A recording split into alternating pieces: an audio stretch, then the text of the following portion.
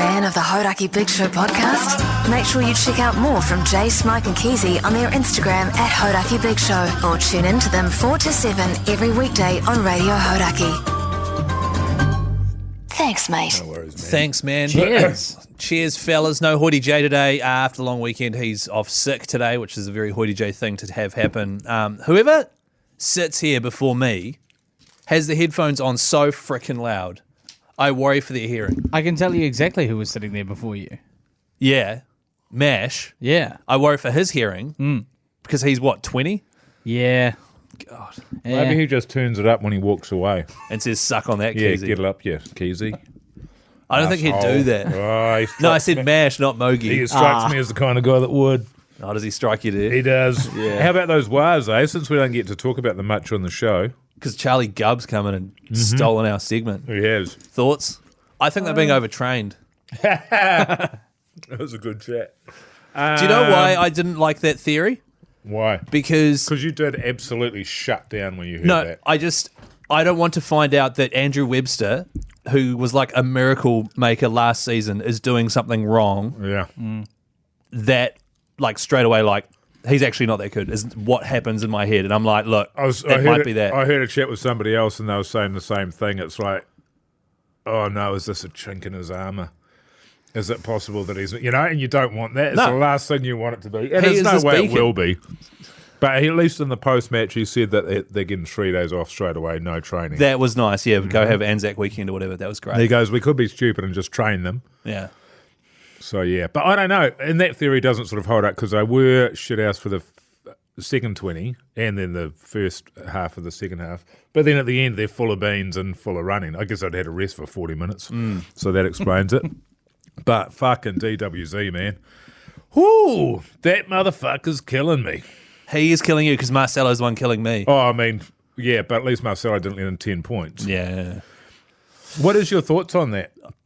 I mean, I love him. He's great. And what's unbelievable about it, and for people wondering, and who may or may not give a shit, Like Pugs. like Pakistan over there. So glad I came in. But DWZ is great on attack and great really at everything. Yes. He has one thing in his game that is shit, and he's been doing it the entire time he's there, and I can only assume he's been doing it his entire career, where he doesn't trust his inside, his centre, and he jams in the hope of cutting off a ball or a pass, and just gets drawn and passed every fucking week. Like, they beat him. Like, as an opposing coach, you're just going, we are going down the left-hand side, man. And he just goes in on the halfway line, opens up, like, that was on the weekend. He gave up the first try, which then leads to this, it was like, it was so fucking bad. And the Titans- And it's completely covered on the inside. And if it's not, it's going to be easier to defend if you stay out on your wing either way. Yes, Rocco Because Berry's got it, man.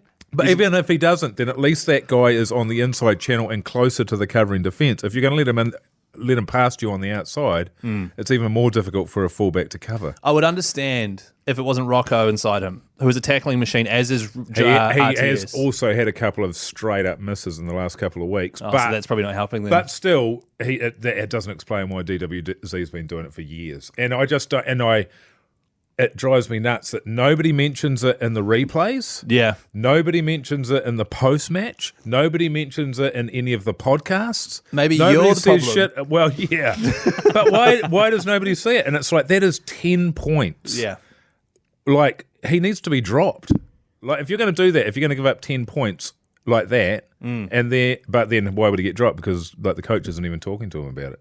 There's sort of vague shit in the post match, but fuck, man, it just like it's bewildering. What do you think, Pug's son? Absolutely, Mogi. Just like you said, I'm sick of DWZ, man. No, I He's didn't plugged say into that. the Jace role quite nicely. The thing is with Dallin is he does everything else right. He is a great He's player. great, and that's the thing. I don't want people thinking I don't like him. I think it's great, and it's such an easy fix. Stay on your fucking wing. Yeah, yeah. Don't move. You're not allowed to move. Were you have effing to, and you jeffing? have to stay. Oh, right. And we were at the pub, and it's just like fucking every week, man. Yeah. And sometimes it leads to points, and sometimes it doesn't.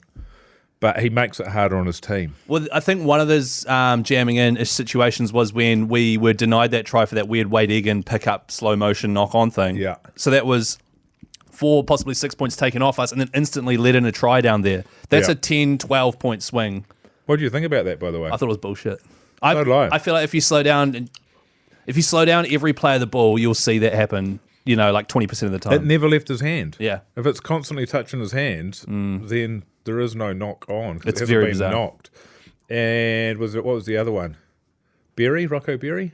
Knock on off the arm, was there? Or a jump or some shit? Oh, I can't remember. Those ones are always so weird. Yeah. Anyway, we don't look great. Nah, the Knights are going to. But I was happy to pick. I was happy to pick them and be right, because that's more important than having a team that's going good. Yeah. Yeah, Be man, correct. Just being right.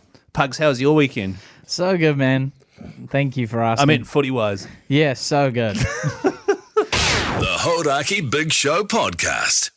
The Hodaki Big Show, weekdays at 4 on Radio Hodaki. I actually am wondering, because obviously I'm very, very excited for this Brizzy trip. I feel like I need to maybe do some catching up in some regard. On some footy? Yeah. Okay. I did intend to watch that game, and then I had a friend up from Wellies, and so he was not going to be watching that. So it's his fault. Absolutely. Absolutely. I would have been there, man. Well, the issue we've got is that with this whole Brisbane Magic Round trip coming up, I've been saying, mate, grand final preview, Warriors Penrith. We're going to be there live for the best team in the competition of the last 5 years. Hell yeah. Playing the Warriors. Who are on line for a drubbing. To be fair, dare I say it, this could be the kind of game that they win. You know what I mean? Look, it's a few weeks away. Yeah, and we were about the same place last year. And look, people saying, "Oh, we've got the Warriors are back." They are not back at all. Because what I love about them is they try like fuck all the way till the end. No, Like, you're right. The effort is never in doubt. They're Whereas not the old previous Warriors, years, yes. it's when we just give up after sort of 8 minutes. How good, and I'll ask Charlie Gubb about this, how fucking awesome was it when Zion Mau'u came on and was just Bunty R4ing off the back fence? Yeah. And it was like me and Mania, who were commentating, lost our shit. We're like, it's an Anzac Day miracle. Here we go. Yeah. Boom, try, boom, try. It was excellent. Yeah. And all he was doing was running hard. Absolute back fencer. I love it. But you know what I'd like him to add as a sidestep at the line when he's running 100 miles an hour? Just a some little late, bit of footwork. Just some late footwork there would be. We need because Adam- it's easy to sidestep when you're running as fast as you possibly can. We need Adam to teach him a few things. Because he's what Jace wants. He always just wants Adam Fanua-Blake to run as hard as he can.